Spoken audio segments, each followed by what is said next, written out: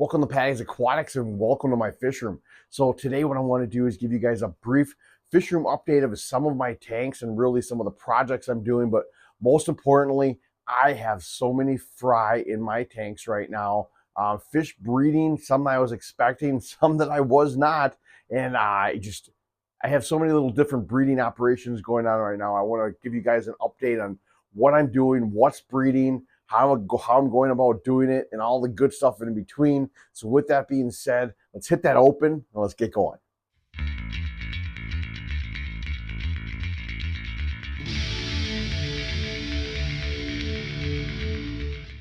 Well, I guess let's start off by saying that the fish room's coming along nicely. If you're not familiar with a lot of my past videos or you're a new subscriber, I changed pretty much all my tanks over from dirt and substrate back to sand and gravel mixes, and been battling algae and such the last few months, but things are starting to go in the right direction, which I'm happy about. And I think the breeding of all these fish in my fish room and these fry popping up are probably a good indicator that things are going great. But to start off, let's talk about some of these projects and some of these fish that are breeding that I didn't know about, and that's microbenzas. Now, did I expect them to breed? Absolutely. I happened just to be looking down here at the tank, and all of a sudden I seen something, a few small things scattering around on the floor of the aquarium, and they were fry. Now, I just turned the lights on a little bit ago. It's the female back there. We just seen the male go under the log. There's some in here. Where they are currently, I'm not sure. I can show you some footage of them. Oh, there's one right there scattering on the floor of the aquarium. So, yes, there are fry in here. There's not a lot. I think I counted about 5 or 6 of them tops total, but it's a start. So I'm really excited to have fry with these guys too. And that's why I set up this tank this way. I set it up with these caves and different nooks and crannies because I knew they like to breed in these caves and have these areas to be able to go in and out of. And I think it's been successful so far. Now, what are my plans with these guys? My plans are to really keep them in the community in the tank here for a while. We'll see if mom and dad don't eat them. And that's the plan with that. I really want to let them grow up a little bit, and then I can move them to a new tank, and we'll see what happens. Like I said, I've never kept these guys before, so this will all be a new experience, but super excited for it. So that's those. Then next, I'll show these. I really haven't shown these in quite a while. These are my ram cichlid fry. I only have 2 of them.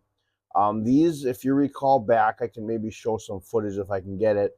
I had eggs within the 10-gallon aquarium and from my ram cichlids, and these 2 survived. I've been growing them out and leaving them in here.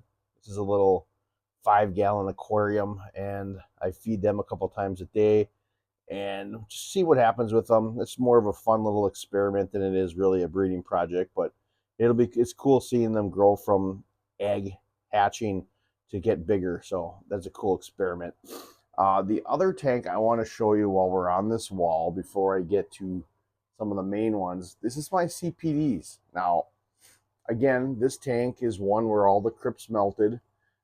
Still battling a little algae in here, but I'll explain why in a minute again. So my plan was, I have this 10-gallon tank down here. My plan was to take adults and put them down there to try to breed them. Well, I just happened to be sitting here one day staring at the fish like I do every day, and up in this corner I happened to see things moving. Well, what the heck? There were fry in here swimming around. There were 6 of them. And I'm like, well, okay, I know they usually eat their fry and eat the eggs from what I've read. So, but I was like, I'll give it a shot and just leave them in there. So the next morning I came back and there was only 3 left. So I said, let's take advantage of this 10-gallon tank that's underneath here. So what I did is I just took my little siphon, started a siphon, and I sucked them from that tank down to that tank. And periodically through the last couple of weeks, I see some popping up here and there. And I've got about like 6 fry in here right now. So every day I see one, I will siphon them down into this tank and we'll start growing them out in here. So this has become a grow tank and not a breeding tank. It's kind of interesting. It's not really the way I expected it or planned it, but you know, sometimes awesome things like that happen when you don't even think about it. So this tank itself, I'm still waiting for really these crypts to grow back. It takes so long, but they are going. So when these things in a few months get bigger, this will fill in, and that's really what I've been so patiently waiting for, because it's just I put the little piece of Ludwigi in there just to see how it goes. But I just, you know, I like lush, full planted aquariums, and I think these fish will too. But I'm hesitant to do anything in here because, like I said, they have been breeding, and I have been finding fry, and I keep a little bit of algae still. I know it's hard with that glare up in this corner because that's where I'm always finding the fry. They're always up in that algae, so they're probably trying to hide within there. So I've been keeping a little bit of that in there. So I'm wondering if these CPDs have been breeding back in that corner. So I had been thinking about maybe putting a little bit of Java moss or something back in that corner as well. I'm not sure, but so that's what's going on with this. I'm going to continue to let those crypts grow in, continue to check for fry. And if I do find any more, I'm going to put them down here and then I'll let them grow out. And once they get a little bigger, a couple of them are getting a little bigger now where I probably could put them back into the main tank. I'll put them into that main tank. And if I stop seeing fry, well, then that tank below will then become the breeding tank and not the grow tank that it is right now. Now, the next species of fish that I've been working with, now these all been purposely, are my rice fish. So let's talk about that. All right, so my rice fish, this is the next one. Now, these are my Matano rice fish. These are the rare Indonesian rice fish that are more of a tropical fish that I don't know if they necessarily require a heater. I do keep one in here, but I keep it at about like 72, 73 degrees, mostly for the winter so the temperatures don't drop too low. I've never really taken it out to see if they'd be fine without it. But anyway, the point is, they've been breeding in here. Now, I have two smaller fry I've showed in the past that popped up, and I haven't seen any more since then, but they lay eggs constantly. Now, I just turned the lights on probably not even 20 minutes to a half hour ago. So we may see some females with eggs on them. I know I've showed that in past videos. But what they do, I had a spawning mop in here, and when I first had it in here, they were breeding on those spawning mops quite a bit, but then they stopped. But what happens is I get a lot of algae in this aquarium along that light bar, like I've noted in past videos, and it goes all the way through here. They lay their eggs within that algae. So what I do is every week or two, I'll start pulling some of that algae out, and then I'll weed through it and I'll look for eggs and I'll pick the eggs out. But where am I putting those eggs? I'll show you. Well, I'm putting them in here. This was originally my nature tank, the resurrection tank, the one that I took a sample from my local waterway and was just letting it grow in here with isopods. Well, I need a tank space. So I dumped the entire quantity of this out into my summer tubs. And then I cleaned this out and set this up with just sand and some dwarf sage. And I started putting eggs in here and they started hatching. So I have about 4 fry in here if I can find them. If I cannot, I will give you some footage of it. But they've been hatching out in here, and what I do is I'll just take the eggs and I'll set them up on top. Because what I found that they hatch better is if they're sitting in algae or sitting up on into the water column and not on the bottom. I at first had been trying to put them in some little totes, which I'll show you with some other rice fish, and they weren't hatching really well when they were just sitting at the bottom of the tote. But once I had them suspended like on some algae or something like that, they seemed to be hatching better. So I've been putting them in here and dropping them up on top of the algae up there, and then they seem to hatch okay. Like I said, I've got about 4 or 5 of them in here. Again, I just turned the lights on not too long ago, so I don't know if I'm going to be able to see any right now. They're still kind of small, but they're getting a little bigger. Oh, there's one right there. I don't know if I can zoom in on it with that.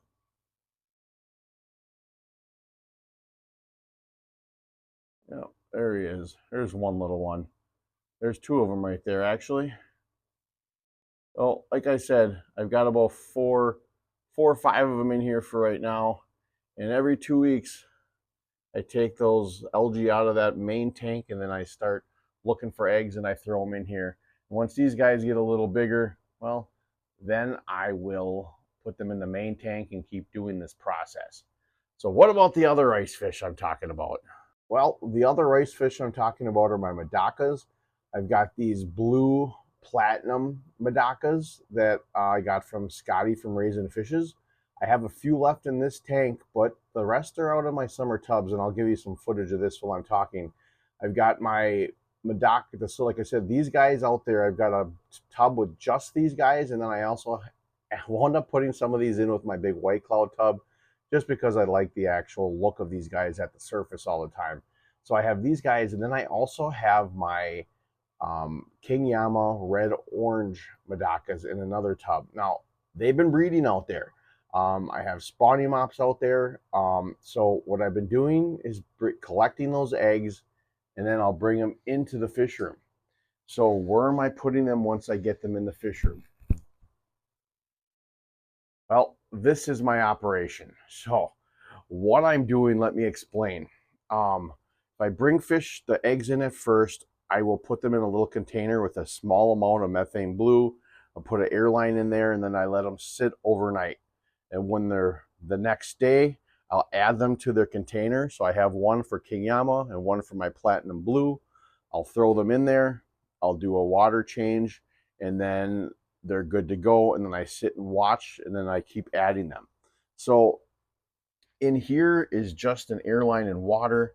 Now there are fry in here. I'm going to have to see if I can show you. Otherwise, I'm going to have to give you some footage of it after. But what I do is I just let them sit in here until I see fry pop up.